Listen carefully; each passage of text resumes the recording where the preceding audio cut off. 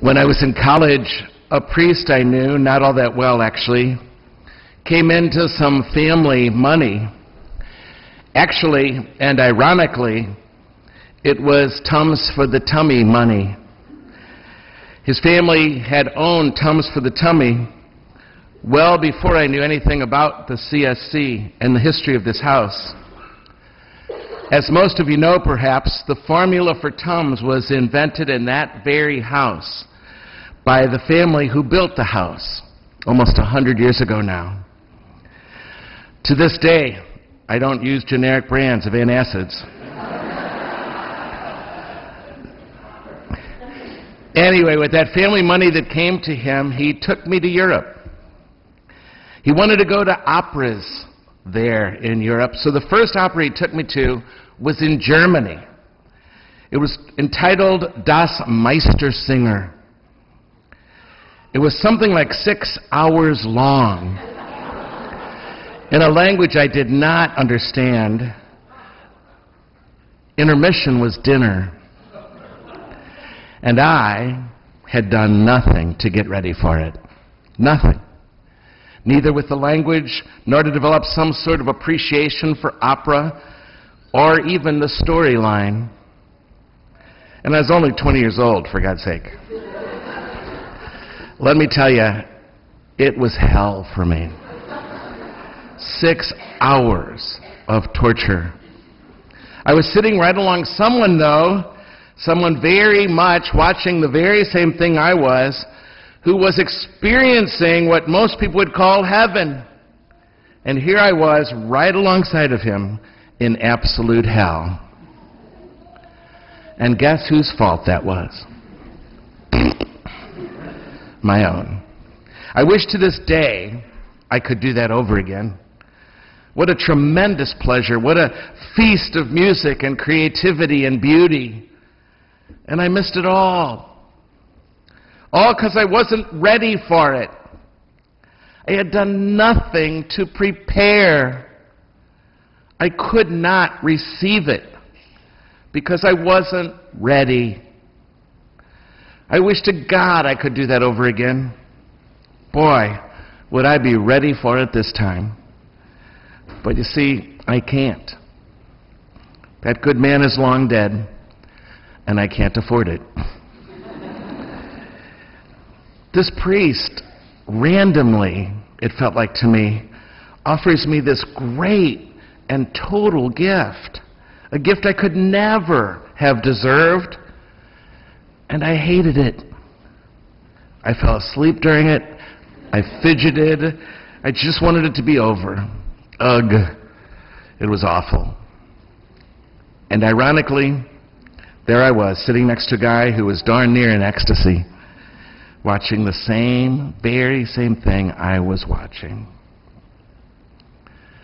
In other words, my friends, to receive the gift, to truly enjoy the gift, I have to be ready for the gift.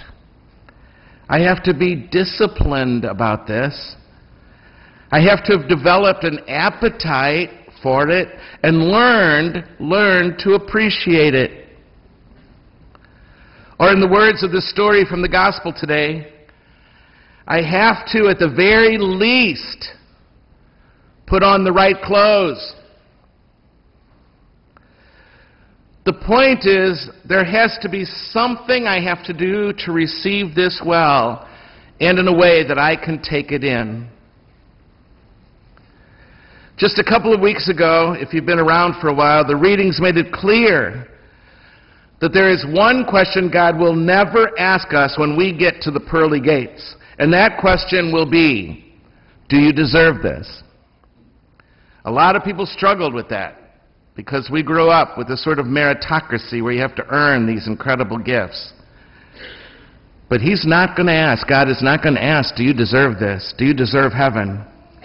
Do I ever really deserve love that is offered to me now and at the hour of my death? And the answer is clear.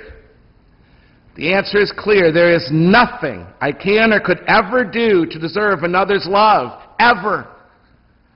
And especially the love of God that is heaven. So this guy throws a feast, a banquet of unbelievable dimensions and ecstasies of pleasure eating like you and I can only imagine. Isaiah. On this mountain, the Lord of hosts will provide for all peoples a feast of rich foods, choice wines, juicy, rich food, and pure, choice wine. And Tums for the tummy. I can see it now. All the White Castles I can eat.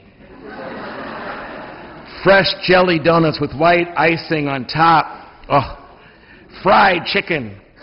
Ted Drew's chip butterscotch, concrete's preferred.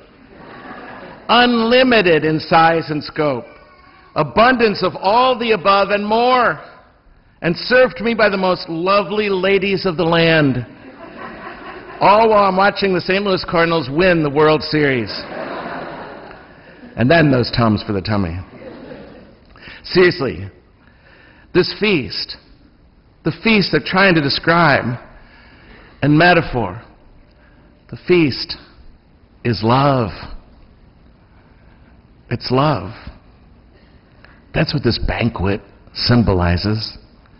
Love and only love, because love is everything. Everything I need to be happy and whole and free. Love. A love I don't, nor can I ever earn or deserve from you or from God. Total love, infinite love, unconditional love, crazy love, a festival of love, always being served, always delicious and warm, always available, and to which all of us are always invited, without exception. St. Clement once wrote, "Our whole lives are a feast of love." Who wouldn't go to that feast? A feast of love. All the love I could ever want and need. Who isn't hungry? Who isn't starving to be loved like that without condition and even when I'm weak and have just failed? No, this is not a love we could ever deserve. Well, as a matter of fact, there are lots of people who don't go there, who hide from love, who don't trust it when it comes, who refuse to let themselves be loved like that.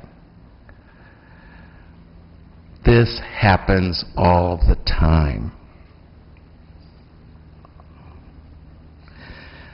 I suspect we've all had the experience of offering another human being love like that, only to have that offer of free and freeing love resoundingly rejected. No, thank you. Not interested. This happens all the time. You see, my friends, we have to dress for the party.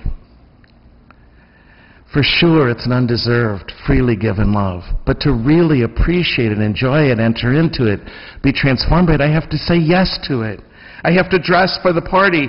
In the world of love, I need to be open to receiving that love, as scary as it feels sometimes to be loved that much with the searing white light of another human being's love. I have to be able to say yes, yes to that love, yes, and accept it, and prepare for it. Let life itself open me to appreciating it and becoming receptive to it and making the hard choices past fear, past my own discomfort, to let it in. To let it in. The gates of heaven, the door to this feast of love, is everywhere It's everywhere and in every moment. I could have just done the most shameful thing I could ever imagine doing. I could have just dropped the ball on my most significant relationship. I could have done something I consider shameful. But that gate to love is open for me in the next hour as surely as before I committed that act. The gates of love are always there, everywhere, in every moment, because the love that is God is utterly available to you, wherever you are, no matter what you've ever done, ever. All the love you ever wanted, all the love you ever needed, all the love in all the world and more, it's always and everywhere available to you. And if you are not learning how to give and receive love now, here, then let me tell you, how do you ever expect to be caught up in it at the end? How? In my understanding of reality, heaven and hell are not two different places. Heaven will be those enjoying the opera. Hell will be those sitting right alongside of them, waiting, agitated, and bored till it's over. Trouble is, for them, this opera never ends.